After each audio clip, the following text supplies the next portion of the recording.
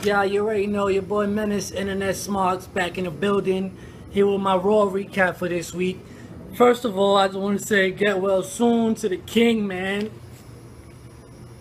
For Balor ends up getting that belt, and the next day he's got to relinquish it because of a shoulder injury. Out for 6 months. Damn, man. I don't even know what to say. It's like they did everything to push that guy straight to the top. Straight from NXT, straight to the top. And then he gets hurt the day that it happens. First of all, I gotta say, Seth Rollins got some really bad juju around him, because there's no way this many people get hurt around Seth Rollins, including himself. Everyone that gets hurt around Seth. But like I said, man, get better. King, Demon King. I was looking forward to that title run, man. Guess I just have to wait half a year now before we can see anything like that again. Disappointing. Altogether, though, that's how the night started. Raw came on. Finn Balor comes out with Mick Foley and Steph and relinquishes the title, which was the lead-off to what happened the rest of the night, which was mostly made up of matches that would culminate in a fatal four-way match on Monday next week, and the winner of that will now be the Universal Champion. After Balor left out of the ring, you know, Seth came out doing the typical heel thing, you know, laughing at him for getting injured and then saying that, you know, he deserved the title back, and after that everyone started coming out. KO, Jericho, excuse me, Roman, Sane, the Enzo and Cass, the list goes on. I'm going to go through the people that had the matches last night, but that's what pretty much made up the majority of the matches, with a couple ones added in there. But let's just go through it and see how it ended up. So the first one they had was Seth Rollins against Sami Zayn, and once again, the majority of the match, Zayn was hurt. His ankle was hurt. I don't get it. I don't know if it was a work or what it was, but I was kind of upset that they had Sami go from the pre-show the previous night to getting a chance to be in a title contention and then loses in the first match. So it was like a waste again. I hope they don't just bury Sami, because that's ridiculous. But yeah, Seth ended up winning that match. Pedigree. They followed that one up. They had Neville against KO. Great match. Two NXT guys that I love seeing against each other. Neville with the high-flying moves of the second rope alone is just ridiculous. But, of course, the GOAT heel, KO, at the moment took it. So, KO got the win in that one. Then they had a regular match in between with the rivalry of the Club and the New Day, where Big E went against Carl Anderson. Anderson was trying to kind of make himself look weak in that match, which I didn't like. Because the Club's supposed to come take over. We know what the Club is capable of. Well, real wrestling fans know what the Club is capable of, and I don't like the look they've been getting since they've been on WWE. They try to make them look weak, and no. But yeah, Big E wins, whatever.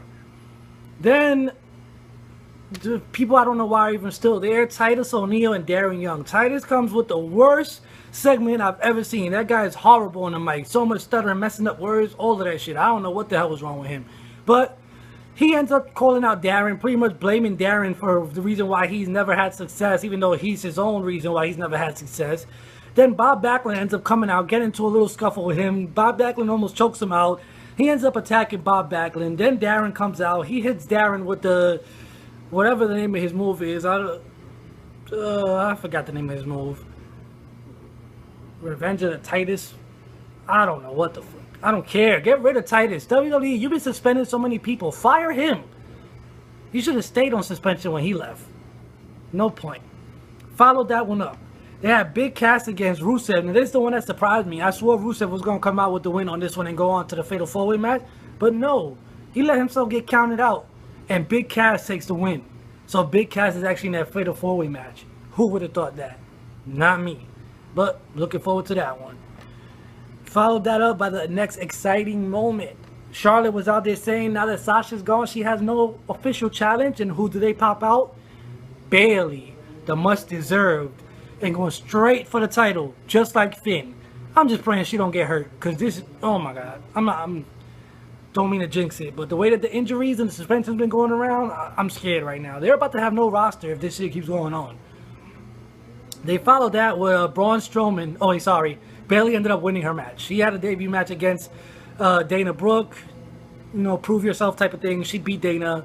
Bayley to belly. Moving on.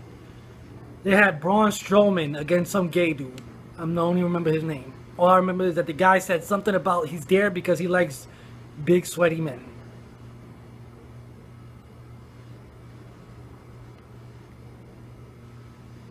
Followed that with the retirement of the Dudleys, man. Shout out to the Dudleys. 20 years, 20 plus championships.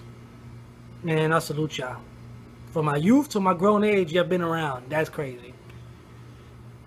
The Shining Stars came out talking a whole bunch of nonsense, which another team, I don't know why the hell they got there. Obviously, they have no use for them. But Shining Stars was talking crap. Dudley Boys beat up on them. And then the club comes out and beats up on the Dudley Boys. Which, again, is like they can't handle New Day, but they're going to come and beat up on it. Whatever. It wasn't as bad as SummerSlam, but still, they're still doing some shit that makes no sense. Followed that with the final match of the Fatal 4-Way, which was Roman and Jericho, and of course, Roman wins with the spear. Now, we got SmackDown Live tonight. Let's see if anything exciting happens. They gotta start bringing out new titles there, too. I'm hoping they do some of that, like, because they really just have a bunch of people fighting for nothing right now. What are they fighting towards? No women's title, no tag team title, like... Work with me here, people. And Miz still got the Intercontinental.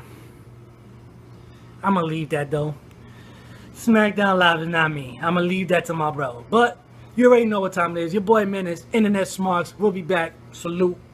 Make sure to follow us on Twitter at InternetSmarks1 for all news, rumors, and updates for everything WWE, as well as live tweets for all WWE programming.